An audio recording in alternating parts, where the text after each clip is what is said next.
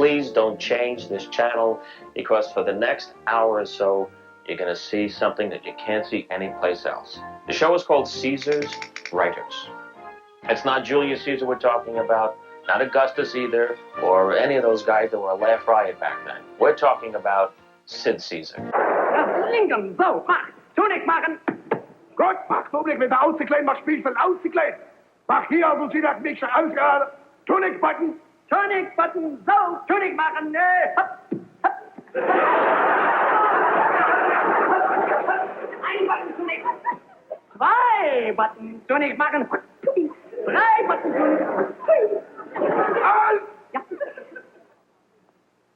Du hast gespritzt, Anne General? The writers who came up with that stuff, world class, Olympic champs of comedy writing. Talk about a dream team. They're the reason I wanted to become a comedian. So it is a real pleasure for me to introduce to you Caesar's Writers.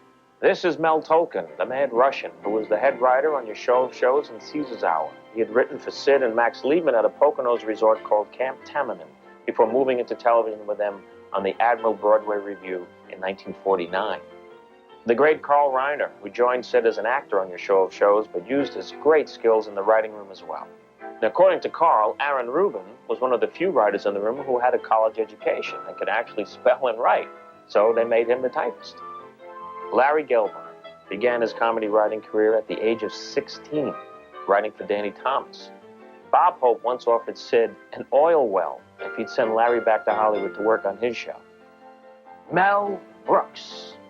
Mel Brooks. What you're about to learn about Mel Brooks is that the way he is now is the way he was then. To me, the funniest man in the world. Neil Simon is America's leading comedy playwright.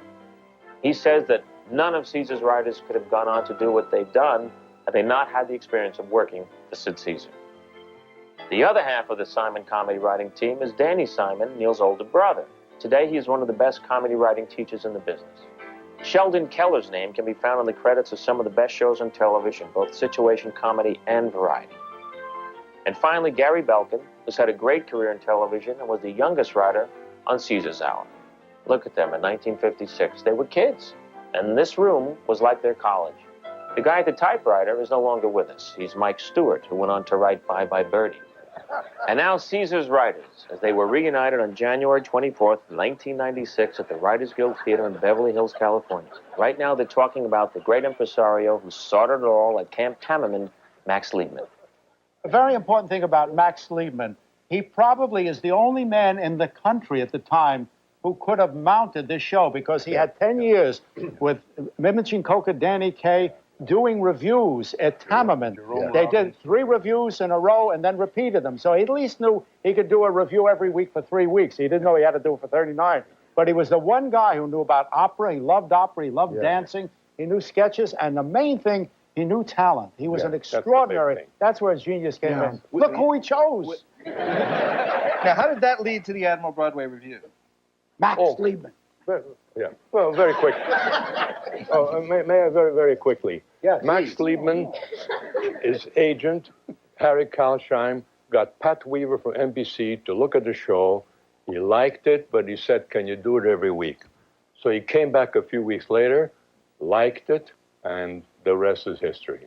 That's why now I'm a broken human being, but that's another...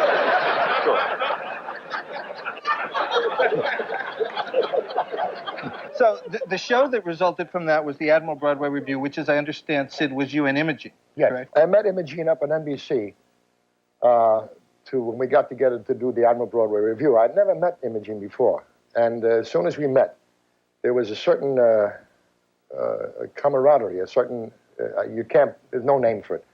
It just happened. Try Spark, that's as good as any.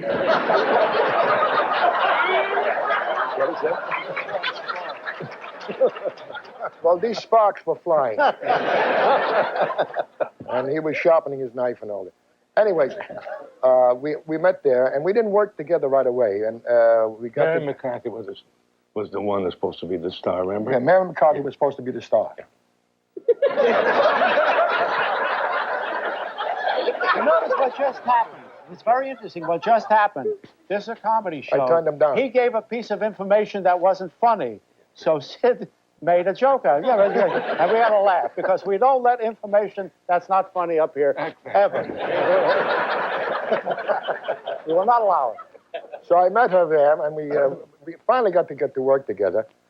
And then the show was canceled after about 19 weeks.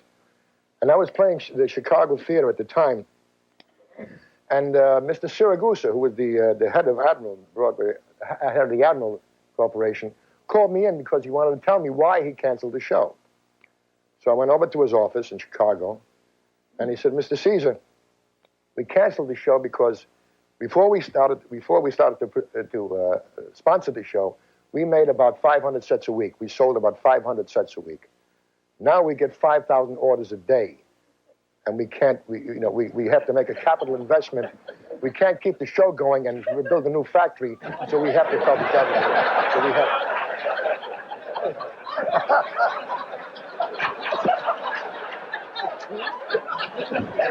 That's true.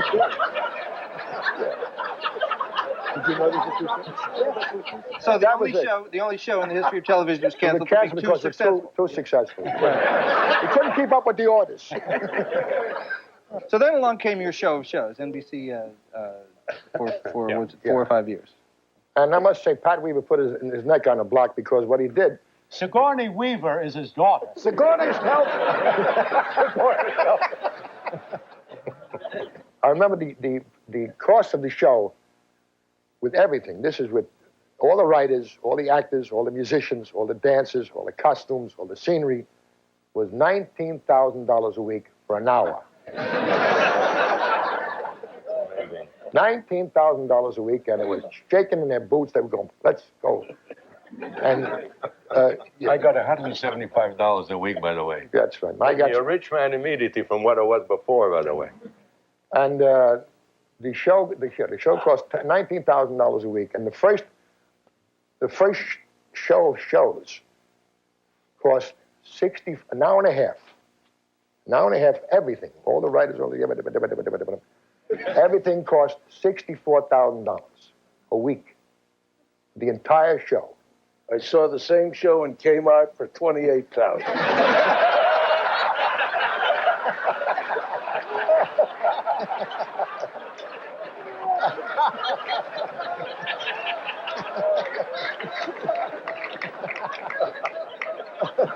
So, in doing show of shows, the next person from our esteemed panel here that entered the picture was Mel Brooks, correct? No, I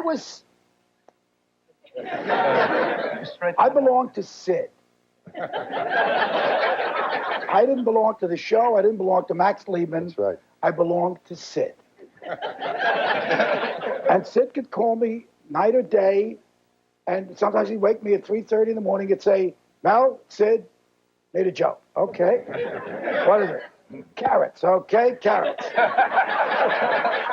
I ate so many carrots I couldn't sleep. He said, why not? I could see through my eyelids. Carrot. Oh, carrot. Joke. Carrot.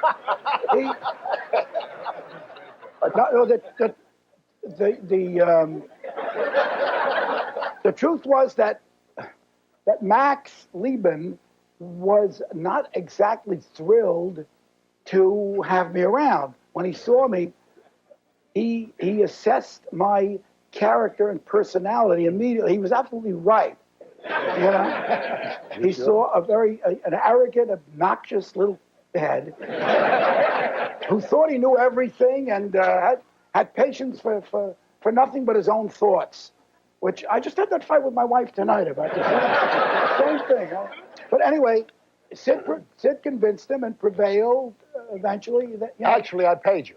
Yes. How much? I was paying him, Mel, $40 a week. Yes. $40 a week. But Larry said he saw you coming. I want you to know that was I didn't want that to go by. That was actually what happened. Mel, Max wouldn't pay him the $40 a week, so I paid him $40 a week. And then Mel pleaded with me. He said he needed 45 to live. And Max didn't care if he lived or not. And Max said no. And I said, so I went down, and where was it, Cherry Street down at the time? I went down to see where he lived. He lived underneath a hovel. Howard, where was it? Clement Brace got me the bank. No, it was near Bank Street. Horatio. It was Horatio's. Ladies and gentlemen, he's going to get up in 1 second and show you who he is. And it hardly pays because he'll be just as tall. One of the great stars of the show of shows and Caesar's Hour, Howie Morris.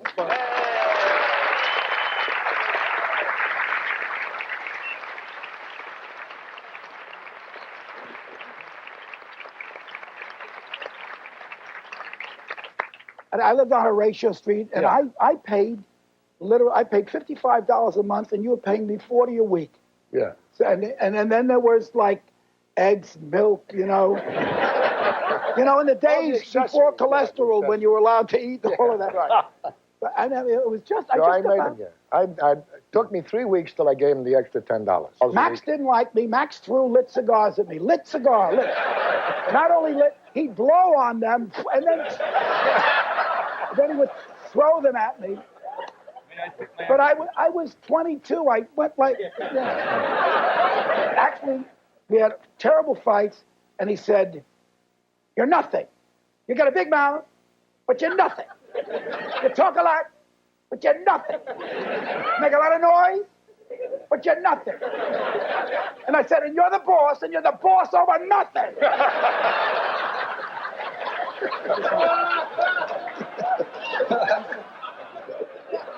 After 4 successful seasons, NBC decided to give Imogene Coca her own sitcom, let Max go ahead and produce specials, leaving Sid to produce and star in Caesar's Hour. And it was for that show that this legendary aggregation was first assembled. Now, this staff was largely handpicked by you, Sid? From shows, I wanted to get Mel. Mel went with Imogene. Carl went with me, and Howie went with me, and Aaron and Phil Sharp. Right. Mel joined And Tony Webster. And Tony Webster, right. And right. Joe Stein. And Joe Stein, right. yeah. Gee, that's right. Boy. And Joe Stein. So, wait, you left out. Mike Stewart. Oh, yeah. Mike Stewart was later. Oh, Later. Mike Stewart was later. Later. Mike Stewart was later. Mike wasn't the first year? No. But before we get to the people who weren't here, let's deal with the people who were there. Okay. Well, Mike Stewart's job was, and it was phenomenal, was to sit at the typewriter and in this mayhem that was going back and forth, and electricity and hate. We call it competition. We call it collaboration. Collaboration. He would look at me, and I would be sitting in a chair, and give me no, I got to tell him. No, I want to know you. Come on, I got to know. All of this, I would go.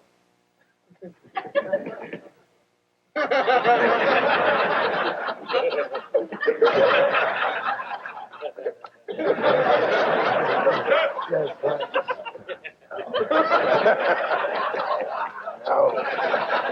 I would shoot jokes down. Yeah. I would shoot. Somebody get up and extract. Yeah. And your joke was dead.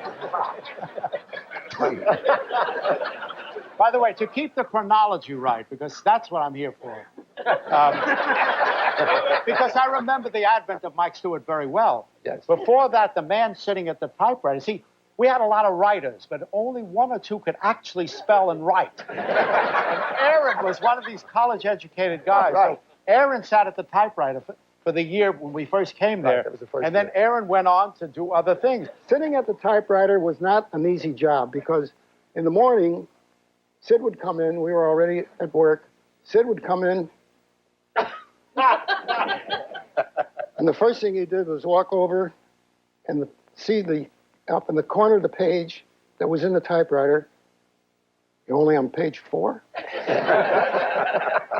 So I fixed it. The next time he came in, I had page 43. Okay. I want to say something about Aaron again. My first year on Caesar's Hour, Aaron was the Mike Stewart.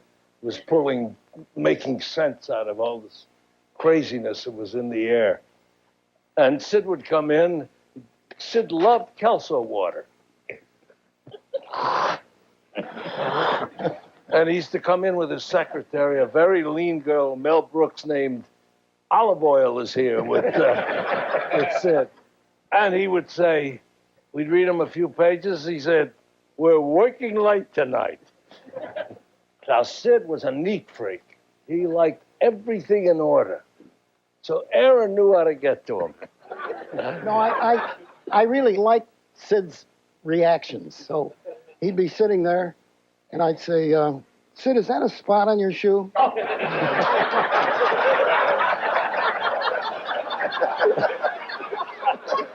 We lost him for like 15 minutes. So, Show of Shows was such a popular show, and it was so prestigious that these were obviously the most sought-after writing jobs in television. How did the rest of you get your jobs? Mr. Belkin. I the last person on Caesar's Hour. In those days, the comics produced their own summer replacement. And Phil Foster was on the summer replacement, and I wrote a monologue for him. I remember one joke. I wish I could tell it well. Okay. This is the Levittown syndrome. Everybody in Levittown has the same kind of house. Somebody puts up a tree, another person puts up a tree. Someone puts up a bush, the other person puts up a bush. One night, a drunk fell asleep on my lawn. The next night, every lawn had its own drunk. Larry, how did you get your job on the show? I think I came to New York in 1952 to work on the first season of Red Buttons. And I did a season of that. Then I just kind of putzed around in New York on various shows. And then somehow our eyes met. Yeah. And it was sparks. Yeah. Larry bought me a golden chair. A throne. A golden upholstered chair. And because I hated to sit on leather. I hated leather or formaldehyde, whatever they wanted to do. Formaldehyde?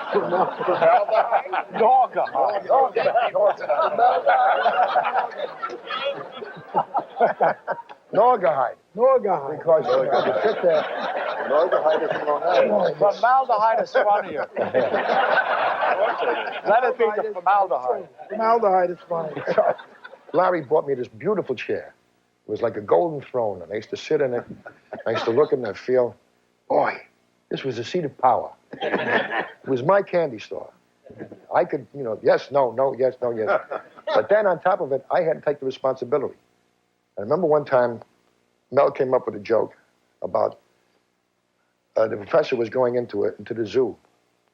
I know, as he's passing through the zoo, he walks over, and he's passing the reptile house, and he hears a tuck, tuck, tuck, tuck, tuck, tuck, tuck, tuck. And I look over, what's the matter? What are you? He said, get me out of here. Get me out of here. Get me out of here. It's all filled with snakes. I gotta get out. It's all snakes here. I said, but you're a snake. And that's what happened. No laugh.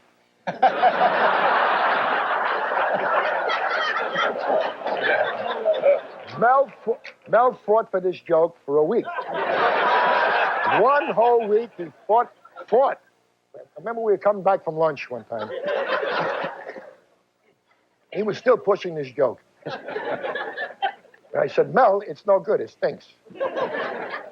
And he said, you do the joke. And he with the finger. Big mistake. He put with the finger and went, you do the joke.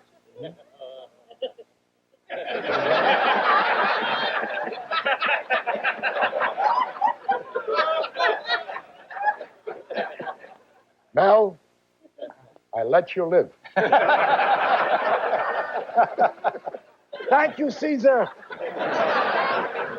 So, now, after 4 successful seasons with your show, well, also towards the end of your show of shows, Neil and Danny, yeah. Neil and Danny joined the... Yes. Now, how did you guys get your job? Well, Lucille Callan, the sole female writer on the show, was pregnant. And so Max brought us on just during the pregnancy until she gave birth. And so Danny and I were hoping for a 3-year pregnancy. Excuse me. This is a cough I got from Lucille. That's how long it stays. We should say we invited Lucille to be here tonight with us, but she's expecting 3 grandchildren out of 2. Really, out of 2 daughters. One's having twins, so we did not overlook. So Danny's and my job is safe. You can. And what else? When we got on the show, we were so excited to be. We're going to be on the Sid Caesar show. We couldn't believe it. They were excited, and they gave us an office which was on the landing of the staircase. And we had then we had to walk up the stairs to deliver our material to him. And one day, I remember Max saying to us one day, he read one of the spots we wrote. He says, "This is brilliant. This is one of the best spots I've ever read. Now rewrite it." Did he say along some lines? Or some... This was one of the magician spots, I think it was. Oh, yeah. About and Carl had some funny stuff on when the magician was the handkerchief. Oh, yeah, right. The finger. Yeah. You do the finger. Make the finger. Oh, that's right. Yeah, we'll do it. Let's do it. You want to do it? Sure. I think, I say yes. Okay. Yeah. I said, I think the idea was that this is a very simple trick. He's a world's champion. I haven't there. The magician. greatest of the world, yeah. The greatest. That's all right. I said there are some simple tricks that I show my kid that he absolutely enjoys. I'm not a magician, but I can do these simple things. Like I show them. Let me I see said, that. look, Let me I see have that. a finger. Yeah, yeah. I have a finger, and I just go abracadabra, abracadabra, pum, and it's gone.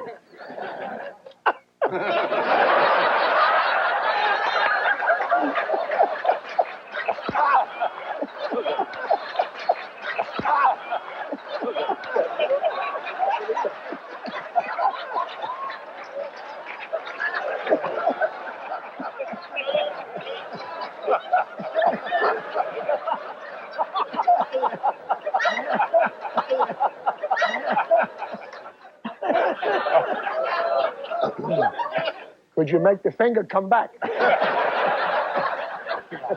that was the idea. And now back to Caesar's writers.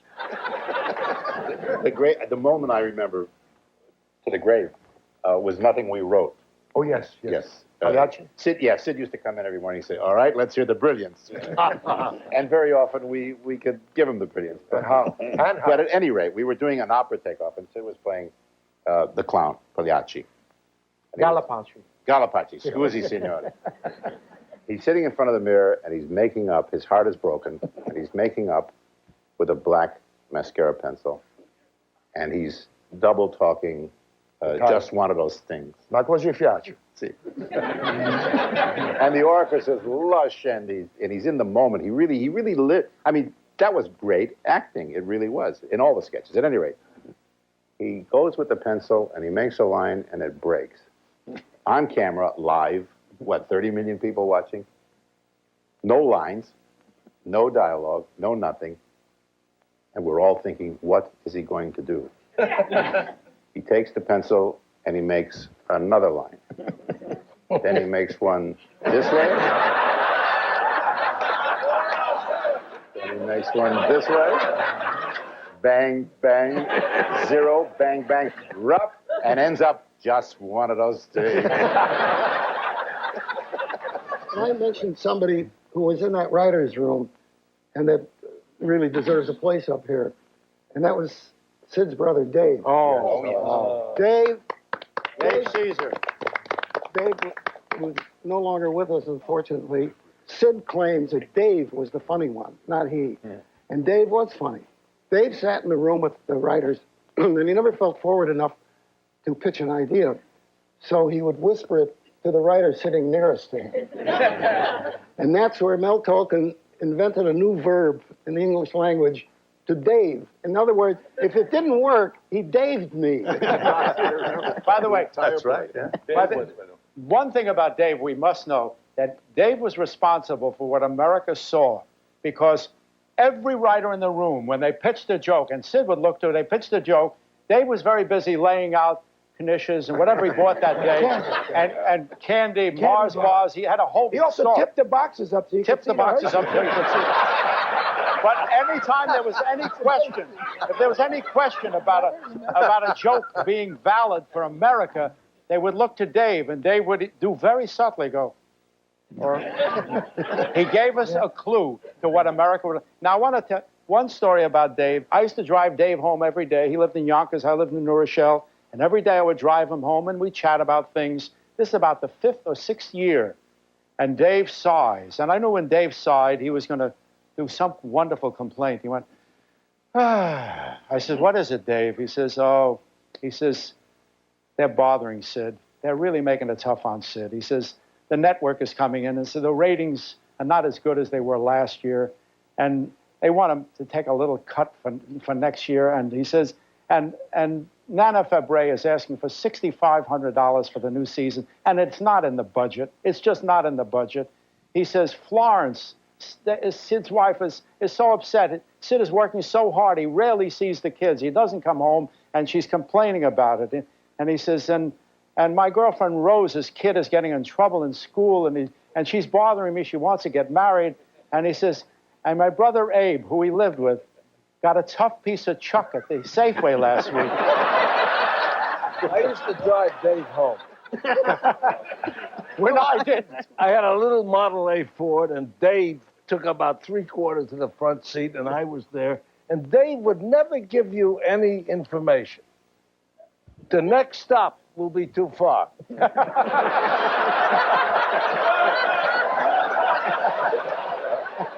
said to skid and go around. And Dave loved to cater. Like Mel said, he had Swiss cheese and pastrami. He once took a piece of Swiss cheese and said, my card. Some of the fun came not only in the actual stories and in the jokes, which we all laughed at when we knew it was good. Some of it came between things, between little breaks. And this may take a little storytelling. Mel Brooks, I saw him, I heard from the corner of my ear, he was kind of ad-libbing. Good. You like that? He meant that. I prepared it, believe me. That's all this is no ad-lib. So he's doing a song. Clearly just ad-libbing it. I reconstructed that song, and I'm going to do it now. What? Here goes. Who cares if the world crumbles? Who cares if some empire stumbles? You won't find me worrying, no matter what may betide. 'Cause tonight, I'm committing suicide. I'm going to make you immortal again. Yeah. You're amazing. By the way, there's a film of this from now on. It's a musical, so you're right. Mel, do you remember your anti-Semitic polka? Yeah, we did it. Yeah. Take some rags and throw them in the shul. An anti-Semitic polka. Who can remember? You remember that? There are certain things I'm ashamed of that the excesses of youth. I don't remember. Yeah, but well, I remember there's a sketch, but I'm not sure if it was from the Caesar's Hour, the Clarence Darrow. Oh yeah. Well, Harris a win. yeah, but I'm watching it at home that night, as we all did, I think, because we all stayed on Saturday afternoon and had a run through in front of a huge audience, and we got made our notes about what worked and what didn't work, and it seemed to go very well. Then I went home that night and watched it. And the story pretty much was that Sid was this old lawyer like Clarence Darrow fighting for the defense, and Carl, he was trying to say for Howie, right. Howie. And Carl was the lawyer for the prosecuting lawyer. Correct me if I get this wrong. His I probably son, will. actually. His son. His son, actually, right. And the guy playing the foreman of the jury was a newcomer there. He had never worked before, so he had been at the rehearsals where Sid knew all the material and he could pick up the sketch and read it. On the air, Sid would paraphrase everything, but he would get the sense of it right, but the words weren't the same. So now we're on the air, and this guy, his eyes are rolling in his head because Sid is saying all different things. So Sid says, how do you find the defendant? And he says, we find the defendant not guilty. Now, we had the rest of the sketch that was prepared was somebody comes running in. I have new evidence. And Sid, they bring in the evidence, and they turn the case around. So this guy, what did he say? He said not guilty. Stopped him and said, Did you stop him? No, he had to say it. Yeah. He said he's he not said guilty. it, not guilty. Then Sid said. Are you joking? This murdering little rat.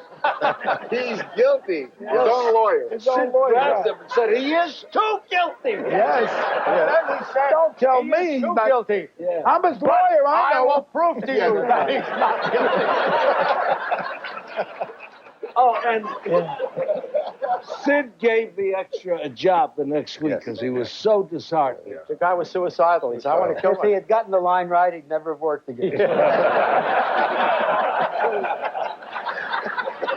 What was the joke, Danny, about the when he played the spy and they gave him $6 million? Oh yeah. Driven up. That was Howie. Yeah. With the $6 million. Dribbin-ups. Yeah, that was a joke when they were selling newspapers. No. That's the What it was, Say it right. You want to? He said, I don't want to spy. I do not want to be a spy, but I need money desperately. What will you pay me if I decide to betray my country and become a spy? We will give you 10 million zlotys. He said, 10 million? Yes, it's all in this suitcase. They gave him the suitcase. He took the suitcase. 10 million. I'll do it. I'll spy. 10 million. Now, wait, I don't think you remember what happened. Of course I do. Okay. Of course I Okay, go ahead. Of course. He's rolling, see if he does. Not the truth. And he That's what happened. He goes to board his train to Budapest to spy on the Romanians, and he stops at a newsstand. Right, you got it. And he takes a paper and he says, how much is that? And the guy says, 6 million zlotys. Gives him the suitcase. Why didn't you think I would remember it? No, because I thought There was one of the things they said when you go to Budapest, you will go to a kiosk and you will ask for a newspaper. That was another sketch. That was another You go to a nightclub. Yeah. Go to a nightclub. And there will be a beautiful blonde. that's my you favorite. did that. Yeah. There will be do it. You remember it? What I remember about this most is I came in the room. So you hear it. I came in. It was. You and Neil were on this one, I think. When I came in the room, they said, "We got something real good for you this week." They always got very excited if they knew they had something that would tickle you, and they read it to me. My little part in this. And to this day, I think it's the funniest little sequence I've ever had. Oh, thanks, guys. Yes, no. I was telling... You were like a spy master. A spy master. I was saying, Express. you will go to Istanbul. When you come to... he's carrying the cumbersome diamond.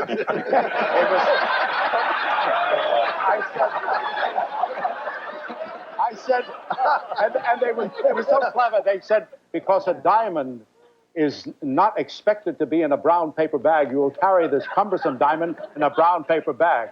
And it was a doorknob, the size of it. It was a doorknob. He said, and I'm telling him, when you come to Istanbul and you get off a train, a man will come up to you and say, give me the diamond. Don't give it to him.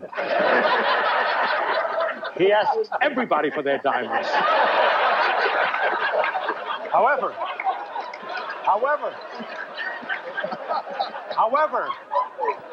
a beautiful blonde woman dressed in a satin dress, a tight-fitting satin dress with a gorgeous body, wearing 2 long earrings. She will come up to you and she will say, give me the diamond. You will give it to her. That woman will be me. And Sid said, you'll be in disguise? I said, no, I'm in disguise now. That was it. How competitive was the atmosphere in this room with you guys? Not at all. No. Friendly. Yeah, we loved each other. Everybody. See it right now. I think it should be pointed out, this was gang writing with 12 people in the room. Well, we were pretty crazy. We set the room on fire once. You remember that? We set an effigy of Mel on fire. Right. We did become quite exercised.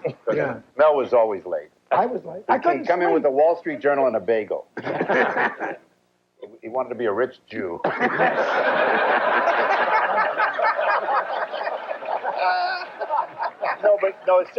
You did have a sense of superiority, sometimes merited. I thought it was based on reality. No, but then you would throw 2 or 3 things to say. You see, you don't have to be on time to be gifted, and somehow it all. I used to. Shakespeare never got to work till 3 p.m. I used to write. Mel put it. Doc put it in the play. Do we all know what he's talking about? Yeah. That's Neil Simon wrote a play called Laughter on the 23rd Floor.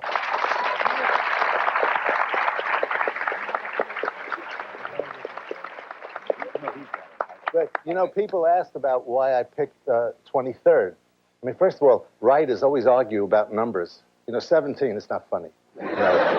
28, 23 is not bad. It's like the K thing. So, but I think, if I'm not mistaken, it was like a psychological trick in my own mind, because I think when we did the Caesar's Hour, we had 2 floors, and they were the 11th and 12th, which added up to 23. Yes. So, And I thought you chose 23 because we once did a sketch about a roulette wheel, and Imogene Coca is playing a number. She was going to break the bank at Monte Carlo. Yeah, right. And for 1 hour, these writers in the room were saying, she puts it on 14. No, 14 isn't funny. This is true. Yeah. I know the number. Do you know the number? I know the number. That's why I want to say it. You know the number? Yeah, absolutely. Let me finish.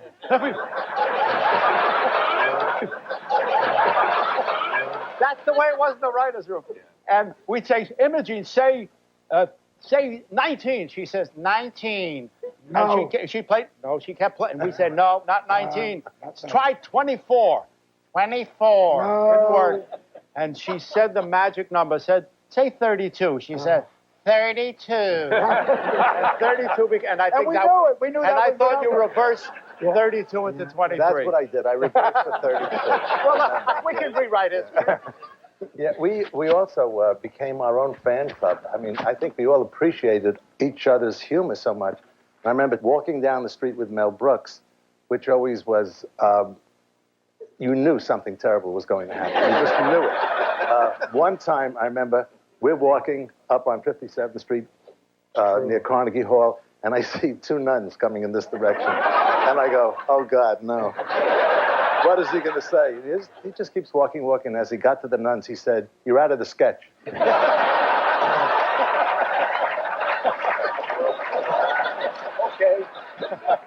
Classic Mel Brooks story.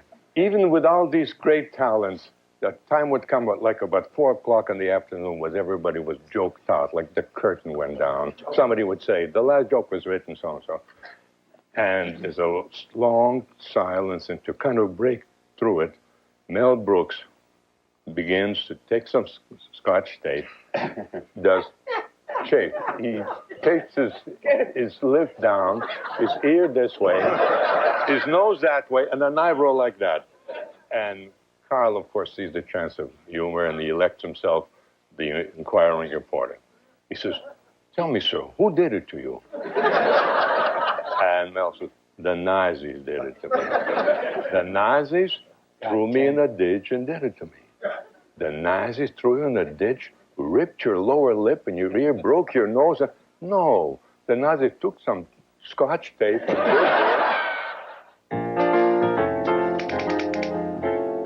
Foreign languages came about. I used to go to my wife used to take me to foreign languages, foreign movies. I never knew what a foreign language. My wife used to think, come on, let's see a movies. She just didn't take you to foreign language. That's right. Yeah, they went to Berlitz every night. Right. We used to see a foreign movie. Movies. I said, could you do German? Oh, may I tell my memory of this? Because I think this is, when I first saw Sid, I was doing double talk in the Army. I did it good. Then I saw Sid do double talk on the Admiral Broadway review. Yeah. I saw him do it, but I saw him do French, German, English. I said, you talk about double talk. I mean, there was guys who tried it, the Danny Kays of the world. There were a lot of people did it. I said, this is the most authentic sounding double talk. And when I shined onto the show, I said, well, that's one thing I will never do on the show, because you can't do this.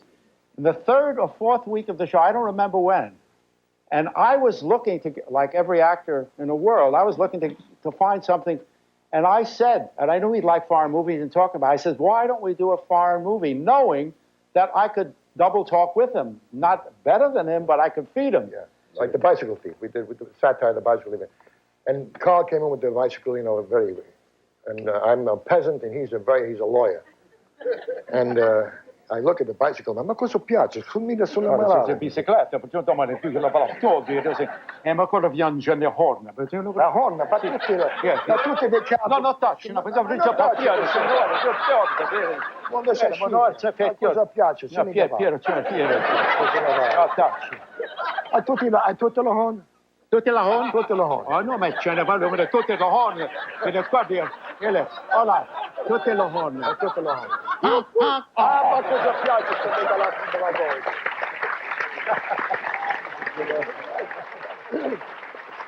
And the interesting thing is, Howie was excellent at double talk, and the plays got more and more complicated. Imogene Coca had trouble. Howie's trying we should write it out for her. Remember the German dresser? Oh, the German dressing was the classic. How he was the dresser, and we thought Sid was a German general. Yeah. And what happened was, I saw this picture, or was it The Last Laugh or something like that? Emil Jannings, right. Last Laugh. I went out and I saw this picture, Emil, Last Laugh, and I said, it's about a doorman at the Hotel Europa. And he gets fired. He drops a bag in the rain, and he gets fired. And they put him in the men's room, but he steals the uniform to go home every night because he's got to be, in Germany it's a uniform. So he'd steal the uniform and go home every night. And I said, let's do something. And I did it with Howie about this German general getting dressed. And we just actually... You said to Howie, he was polishing your buttons and he spit on the buttons and you said, du hast gespritzt on the medals? On a general? No, he said, ich habe gespritzt auf the buttons, not the general. The German was really Yiddish, actually. Yeah. It was very poignant because we thought it was a general for the whole thing. It was a sash and a sword, he had his epaulets and medals and the whole thing.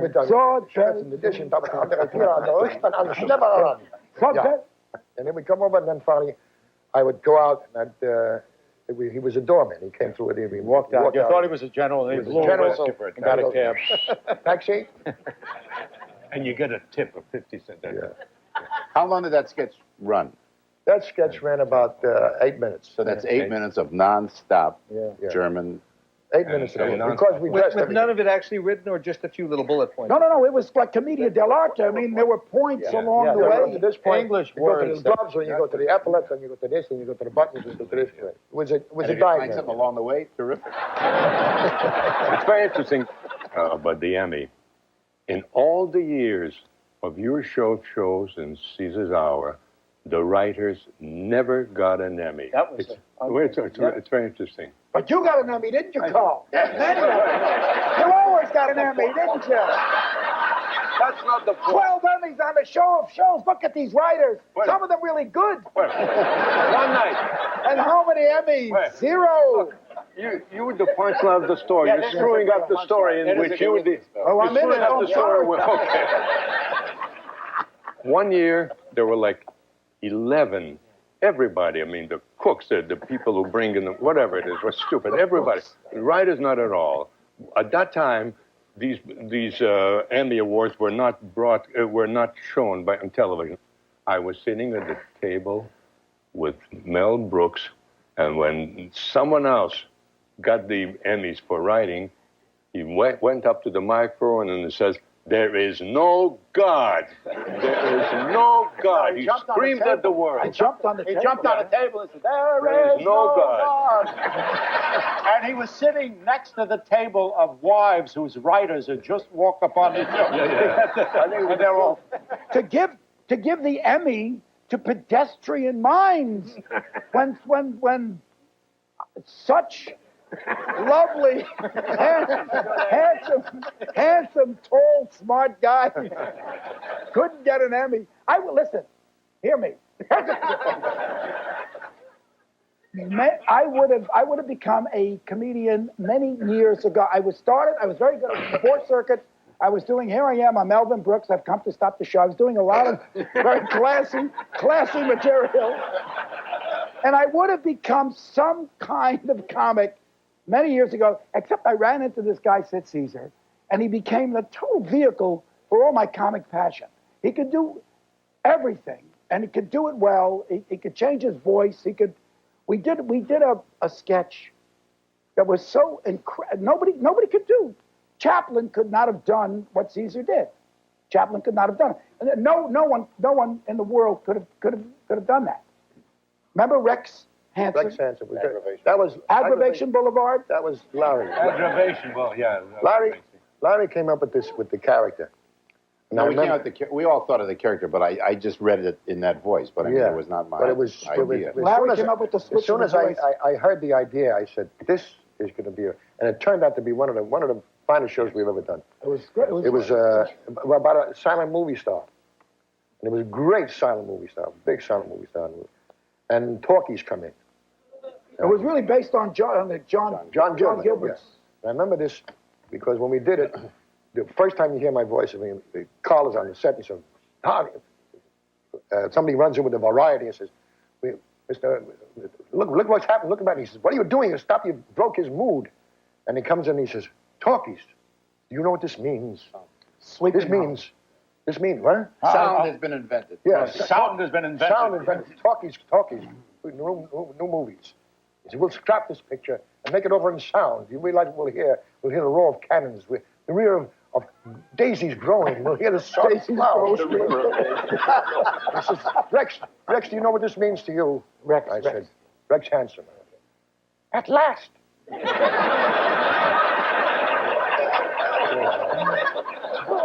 At last, they will hear me voice. I will hear Rex Hansen's song. I'll talk.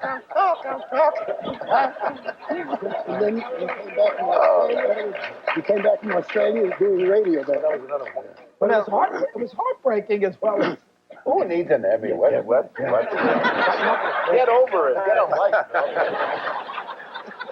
You know, take us on movies. We used to satirize everything: the music, the titles, so on. This, and after the title, it said, "This, we must thank the bravery and sacrifices of our armed forces, without whose help this movie would have been in Japanese." Now, Larry, you and Neil and Mel, for instance, you guys have been terribly successful writing solo. Do you miss that kind of gang writing that you were a part of? After tonight, no.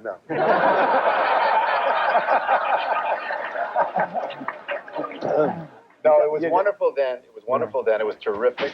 No, we were saying it before. You've got to be very young to do that. Really young. Many of the things you satirize, such as foreign movies, for instance, and operas and psychotherapy, these were all fairly elitist things.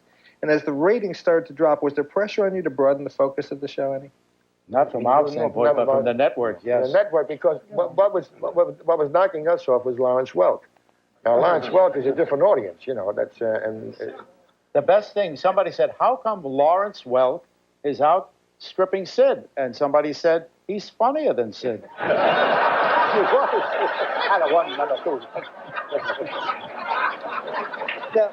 the work that you guys did really did define sketch comedy in the 50s. What do you guys think of what came afterwards?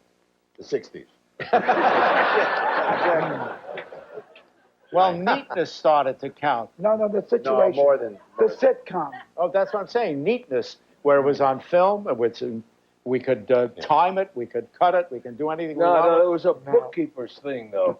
It was, they could make money on that. They could put it in syndication. They could segment it like pork, sausage. Right. Links, and Variety just went sell on. it. I mean, what do you do with and that? syndicate it and rerun it. And tweeting it. Right. Dead people in a machine left. Right. That didn't help. I mean, there was an adrenaline rush. I don't have to tell you. Performing live, really earning the laughter, not knowing it can be fixed in the dub. There's a whole different... We worked harder on the lines rather than saying, "Oh, who cares? That somebody's going to turn up the laughter." Exactly. I remember I was giving a lecture at Columbia University one time. Which language? And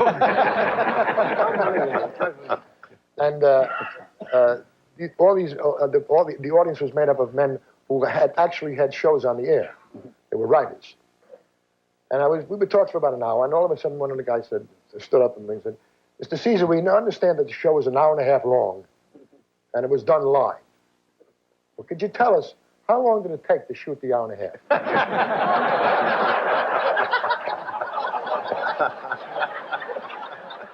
And they would say, well, how did you put the laughs in?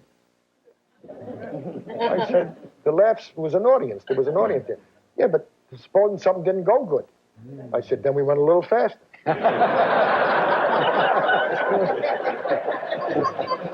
Some of the reason there are no great reviews now is that, first of all, a review needs a tremendous lead comedian who can do all kinds of sketches, a virtuoso. There are very few virtuosos. That's what he was, a virtuoso. Very few of those left. There was one good show after us, Carol Burnett. You agreed it was a very excellent show. There was another thing. The audiences were smarter. Yes. It was an earlier time in television. Sets were more expensive. Only the more affluent people bought sets. And most of them were better educated. The audience has been dumbed down to a great degree, and so is the comedy too. Yes. So they'll get it. Was this the most fun you ever had in show business? You mean tonight? No. See? We got to go on the road together. I think it's the most fun we had with each other. I think we've all had good experiences, but this was memorable. No, I mean, this was playing for the Yankees. This was being, in Duke Ellington's band. It was a legendary group and a legendary time. We didn't realize it. We were mortal. Yeah. You didn't realize that you were in Wait a while. I would like to amend that. I don't even know if we knew we were good. Mel Tolkin said very, very often in his Russian-sounding accent, he says, gentlemen, this week is a classic. I also think that none of us who have gone on to do other things could have done them without going through this show. Here. No way.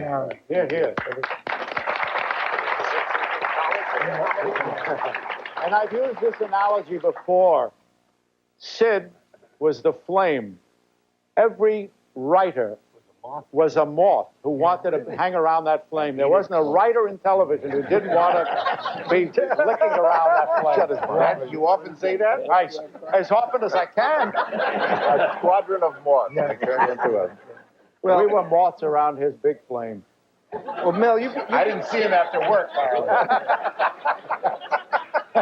But seriously. Mel, you've got a great story about the time your mother came to... Okay. Mother lived in Canada. When she visited me, I took her to see the show. And we're sitting, and a line gets a big laugh. So I say, Ma, I wrote that joke. And she says, oh, what a big talent that Caesar is. What a beautiful actor he is. The ladies, they're doing a sketch with different languages. I said, Ma, I worked on that sketch. She says, that man, there's no end to his talent. He can make jokes, he can do languages, he can play all. He's a fabulous talent. A little later, song and dance number, where Sid is doing this a dance. And I say, Ma, I wrote that song. That guy can dance and can sing. What a talent. Now, I go backstage to Sid, and the usual first great show, said whatever. And then I tell him the story about my mother. And he told me, he said, my mother was here a few minutes ago. I asked her, how did you like the show? She said, you must have some writers.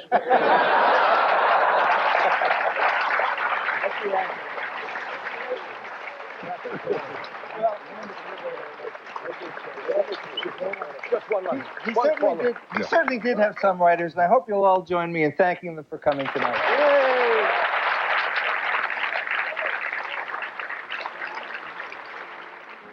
Well, I hope you've enjoyed this time spent with Caesar's writers as much as I have.